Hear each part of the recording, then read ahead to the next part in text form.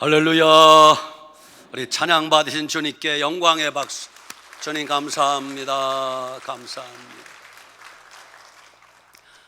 오늘은 어버이 주일입니다. 무슨 주일이라고요? 어버이 주일.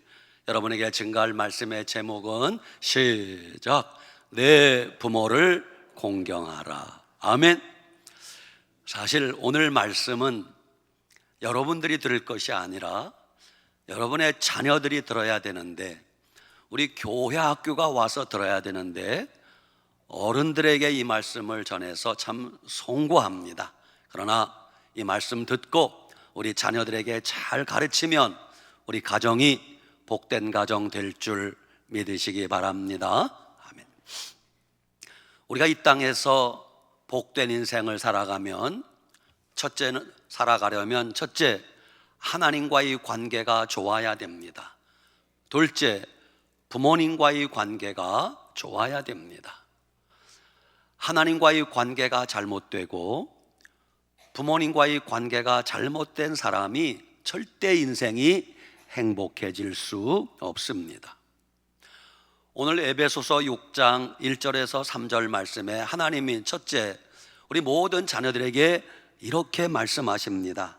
따라합시다.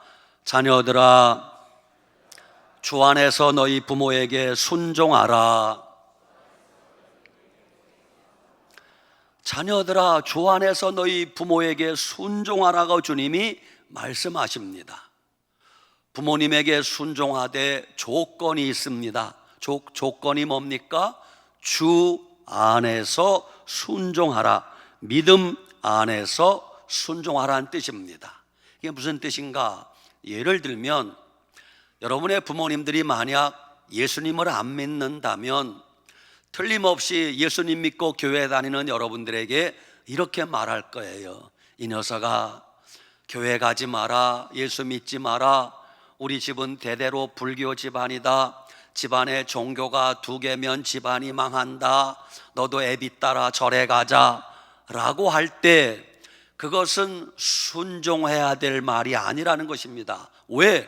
주 안에서 순종하라고 했기 때문에 아버지, 어머니 죄송합니다. 그것만큼은 제가 부모님께 순종할 수 없습니다. 이것이 주 안에서 순종하란 뜻입니다. 두 번째, 주 안에서 너희 부모에게 순종하라 라고 말씀하십니다. 누구 부모에게? 너희 부모에게. 한국인들의 특징이 하나 있습니다. 아마 여러분도 마찬가지라고 생각합니다. 이상하게 우리는 집 바깥에 나가면 다 잘합니다. 싹싹하게, 예의 바르게, 친절하게, 대화도 잘하고 유머도 잘하고. 근데 이게 어디 들어오면 안 됩니까? 집에 들어오면 안 됩니다. 집에 들어오면 자크를 채우고 말 한마디 안 하고 퉁명스럽고, 이게 한국인의 특징입니다. 여러분, 집 밖에서 다른 사람에게 아무리 잘해봐야 주님이 그것을 점수 주지 않아요. 주님이 원하시는 것은 너희 집에서, 너희 가정에서, 너희 부모에게, 너희 가족들에게 먼저 잘하라는 것입니다. 그게 두 번째, 2절 말씀에 내 아버지와 어머니를 공경하라 그랬어요. 따라합시다. 내 아버지와 어머니를 공경하라. 주일학교 학생이 에베소 6장 2절을 읽으라고 하니까 장난삼아 이렇게 읽습니다. 내 아버지와 어머니를 공격하라. 그렇게 읽으면 여러분, 웃어 넘기면 안 돼요. 이 녀석이 어디서 하나님 말씀을 농담으로 여기냐, 장난으로 여기냐, 혼내야 됩니다. 여러분, 부모님 공경은 하나님 명령인데 그것을 농담 삼아라도 장난 삼아 내 부모를 공격하라 라고 하는 것은 크나큰 불효임을 알아야 됩니다. 여러분, 부모님 공경하는 것은 꼭 돈이 많아야 하는 거 아닙니다. 얼마든지 우리 마음으로 진심에서 우러나오는 마음만 있으면 얼마든지 부모님을 공경할 수 있습니다. 여러분, 우리 어르신들 부모님 세대는 정말 고생 많이 했습니다. 일제시대를 거치면서 6.25를 거치면서 온갖 고생 다 하시고 가난 다 겪고, 지금 여러분과 제가 사는 이 세상은 우리나라 5,000년 역사에 이렇게 잘 살아본 적이 없어요. 그렇지만 우리 부모님 세대는 정말 고생 많이 했습니다. 그런 부모님 생각하면서 우리 부모님이 참 어렵고 힘들게 나를 길렀구나 생각하며 공경할 마음을 가져야 됩니다. 여러분, 부모님과 자식의 관계는 보통 관계가 아닙니다. 내가 부모님을 선택한 것이 아니라 하나님께서 그런 부모님 밑에 나를 태어나게 하셨습니다. 그래서 부모 자식 관계는 천륜, 천륜이라고 합니다. 하나님이 맺어주신 관계라는 것입니다. 약 3년 전에 2021년 저 인도라고 하는 나라에 라파엘 사무엘이라는 27살 청년이, 이름 뜻은 얼마나 좋은지 몰라. 라파엘, 라파는 치료한다, 엘은 하나님을 뜻해요. 하나님이 치료한다는 뜻의 라파엘 사무엘이라는 27살 청년이 부모님을 법정에 고발했어요. 고발한 이유가 뭐냐 하면 내용이 이렇습니다. 어머니 아버지가 왜 내 허락 없이, 내 동의를 구하지 않고 나를 이 세상에 태어나게 했는가? 이런 놈을 전문 용어로 뭐라고 불러요? 세 글자로 미친놈이야, 미친놈. 아니, 부모님이 자식을 낳았는데 자식 허락받고 낳으란 뜻입니까?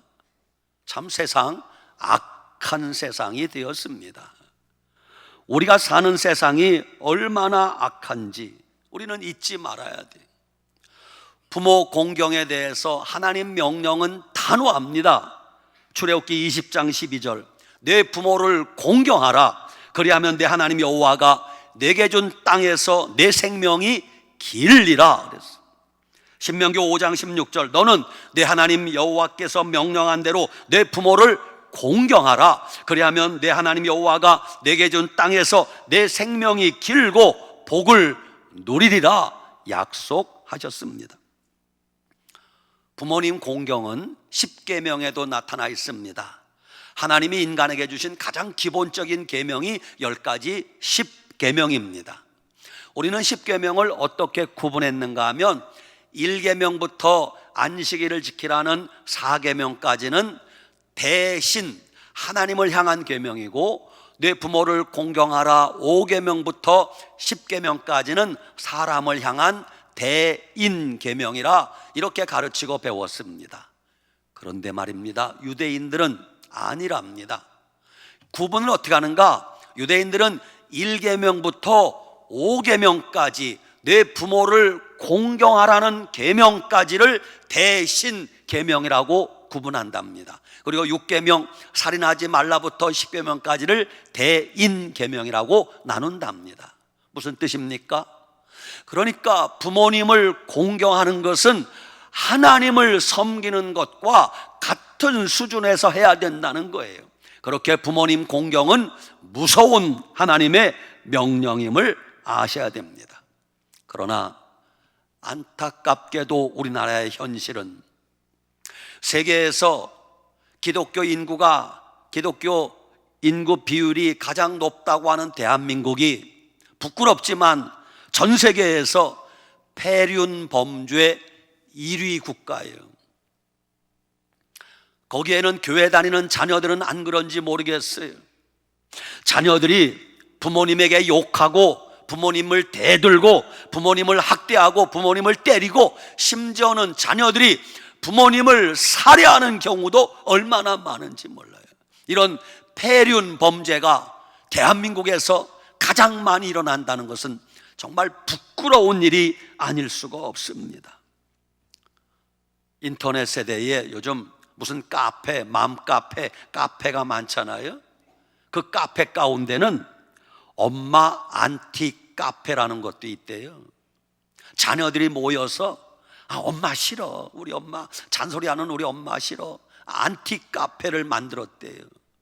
그래서 아이들이 주고받는 대화 가운데 이런 말이 오고 간다는 거예요. 뭐라고? 나는 엄마 아빠가 빨리 죽어버렸으면 좋겠어. 여러분, 무서운 세상이 되었습니다. 하나님은 성경에 부모님을 대적하는 자는 반드시 죽이라고 했어요.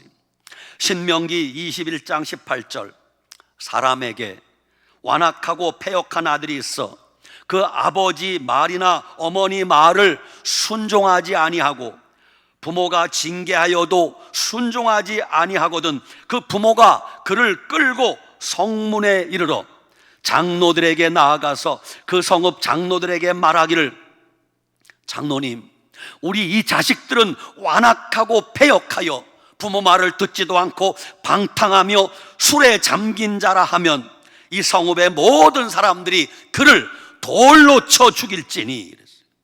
돌로 쳐 죽이래요.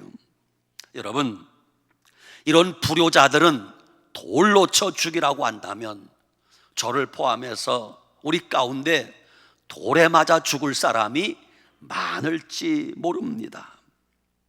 여러분, 우리가 아무리 봐도 이 세상은 정말 말세라는 게 틀림이 없어요. 디모데후서 3장 1절, 너는 이것을 알라. 말세에 고통하는 때가 이르러. 말세가 되면 사람들이 고통을 당하는데 그 고통당하는 현상이 뭐냐? 첫째, 사람들이 자기를 사랑하며 돈을 사랑하며 자랑하며 교만하며 비방하며, 여섯 번째가 뭐냐? 부모를 거역하며, 감사하지 아니하며 거룩하지 아니하며. 부모를 거역하는 세대가 되면 말세가 되었다라고 알라는 것입니다. 지금은 누가 봐도 말세입니다.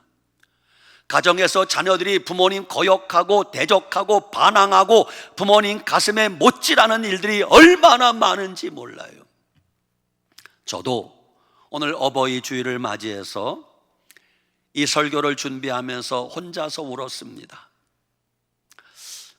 오래전에 돌아가신 아버지를 생각하니까 내가 아버지한테 잘못한 일들이 스물스물 생각나는 거예요. 가끔 시골 고향집에 갈 때 모처럼 가니까 정육점에 들려서 쇠고기 몇 근 사갑니다.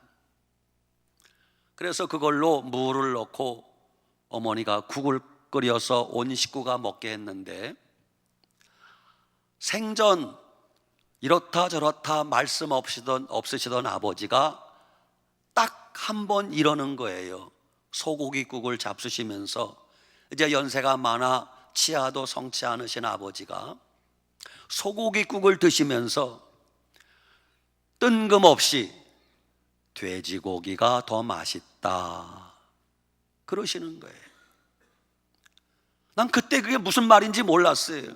아버지, 소고기국이 좋지요. 근데 제가 나이 들어 보니까 왜 그러셨을까?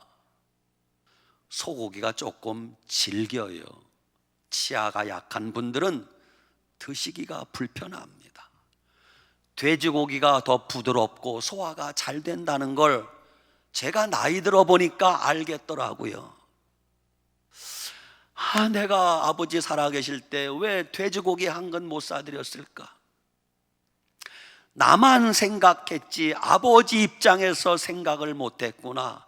그게 얼마나 후회가 되는지. 지금 아버지한테 돼지고기 한 근 사드리려니 이미 세상 떠나고 안 계세요. 제가 20살 전후에서 몸이 아파 철도청에 근무하다가 부산 동구 범일동에 있는 부산철도병원에 입원했습니다. 얼마나 멉니까? 옛날에 뭐 전화가 있습니까? 뭐가 있습니까?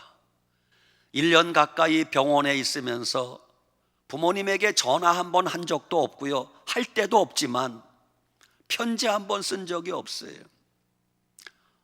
그해 1979년도입니다. 7월, 8월 그 어간에 아버지가 뜬금없이 부산의 병원에 나타나신 거예요. 집에서 기르던 염소 한 마리를 잡아서, 옛날에 뭐 아이스팩이 있습니까? 상할까봐 그것을 햇볕에 말라 육포를 만들었어요. 그것을 한 보따리 싸서 충청북도 음성군 금왕면 무국리 1구에서 출발해서 무국에서 시외버스 타고 음성 가면 음성역이 있습니다. 거기서 충북선 기차를 타면 조치원역에 도착합니다. 조치원역에서 경부선 기차를 갈아타면 부산역에 도착합니다. 부산역에서 버스를 타셨는지 택시를 타셨는지 동구 범일동 철도병원까지 찾아오실 때 아버지가 하루 종일 걸렸을 거예요. 그 아버지가 손에 보따리를 들고 병실에 있는 아들을 찾아왔을 때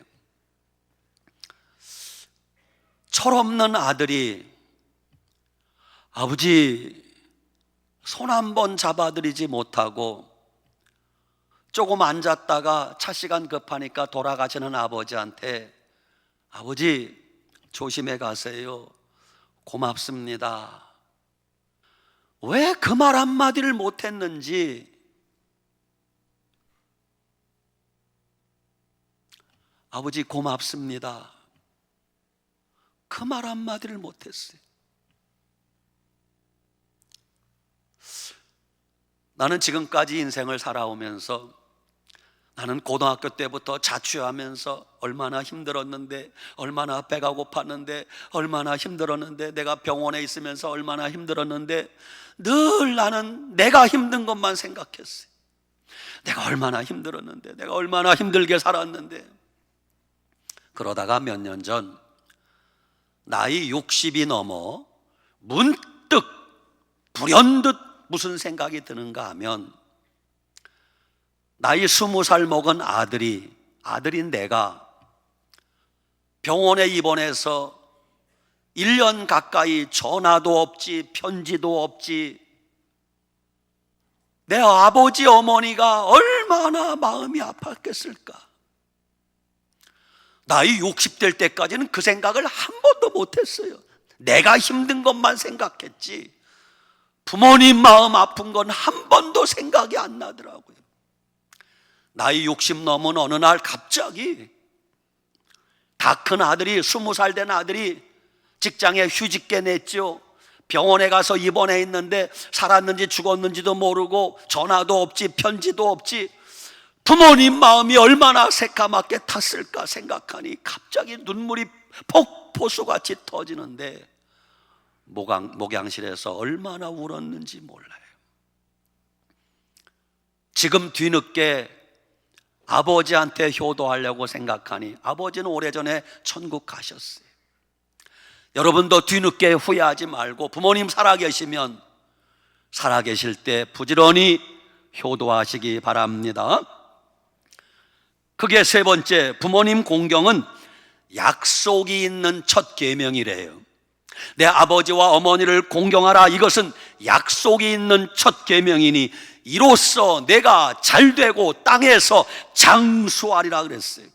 따라합시다. 부모님 공경하면 내가 잘되고 땅에서 장수하는 복을 누립니다. 저희 아버지는 일찌감치 천국 가시고 어머니 생존해 계십니다. 금년 나이 90세입니다.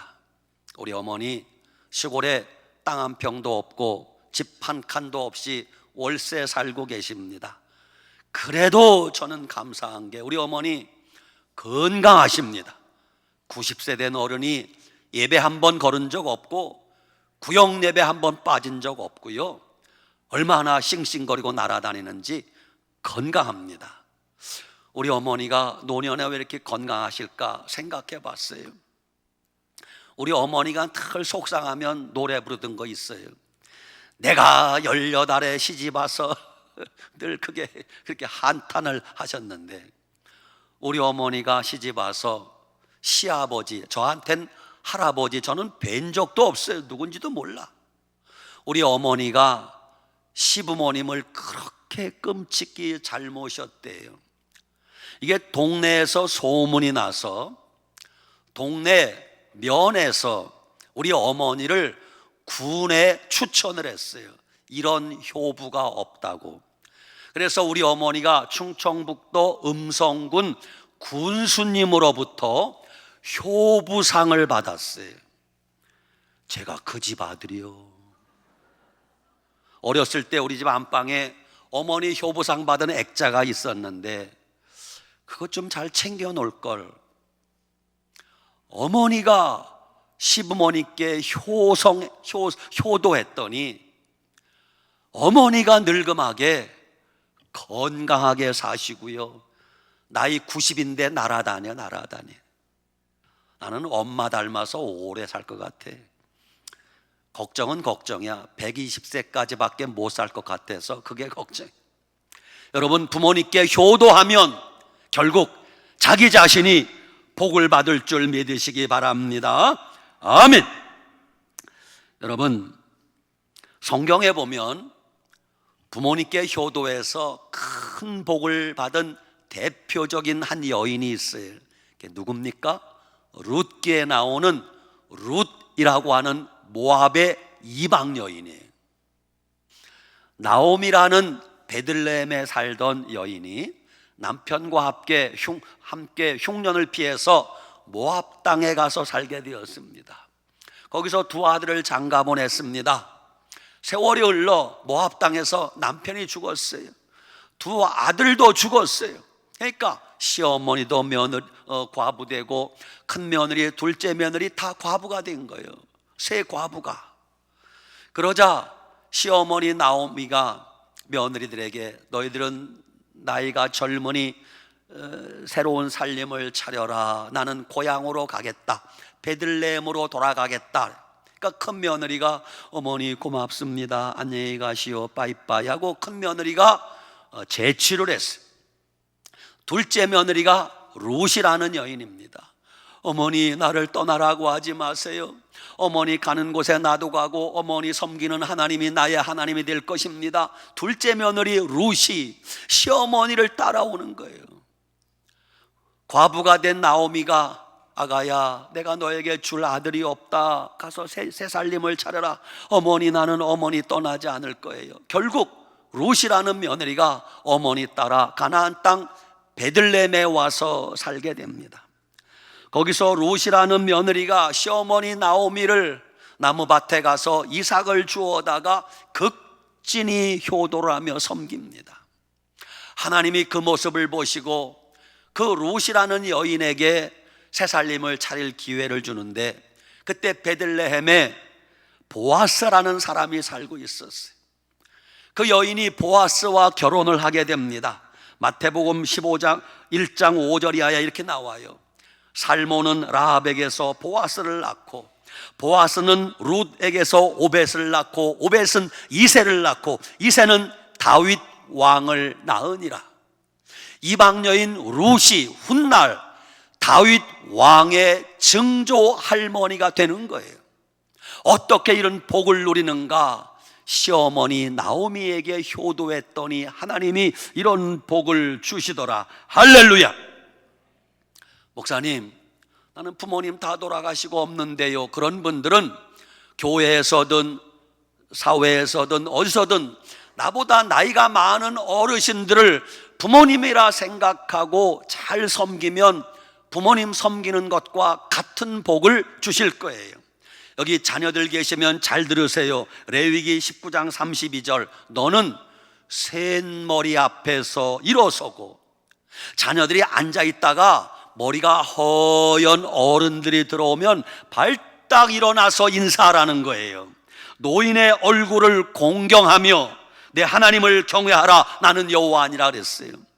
성경은 부모님 공경, 어른 공경을 무섭게 강조하고 있다는 걸 아셔야 됩니다. 우리나라의 경로 사상, 이 경로라는 말이 굉장히 좋은 말인데 이게 사라졌어요. 공경할 경자, 늙을 노자. 노인들을 공경하라는 것입니다. 목사님 뭔 나이 먹은 게 그게 대수입니까? 그러지 마요. 여러분도 곧 나이 먹습니다.